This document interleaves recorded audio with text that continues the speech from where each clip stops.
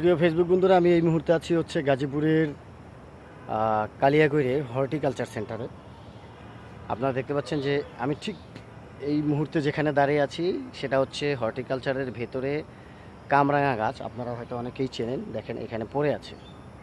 এটা কিন্তু আসলে শুকনা মরিচ বা কাঁচা মরিচ দিয়ে বিভিন্নভাবে এই খাবারটি খাওয়া যায় এবং এটা খুবই পুষ্টিকর একটি খাবার।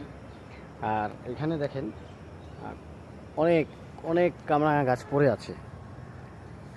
এই এই গাছগুলোর নিচে দেখেন প্রচুর পরিমাণে কামরাঙা পড়ে আছে। ঢাকা শহরে যারা থাকে তারা কিন্তু অনেক দাম দিয়ে এই কামরাঙা কিনে নিয়ে যায় এবং খায়, অথচ গাজীপুরে আপনারা দেখতে পাচ্ছি যে কামরাঙা গাছের নিচে কত কামরাঙা পড়ে আছে আপনারা দেখেন। তো যদি কারো খেতে ইচ্ছে করে তাহলে অবশ্যই চলে আসবেন। সবাই ভালো থাকবেন, সুস্থ থাকবেন, আল্লাহ হাফেজ।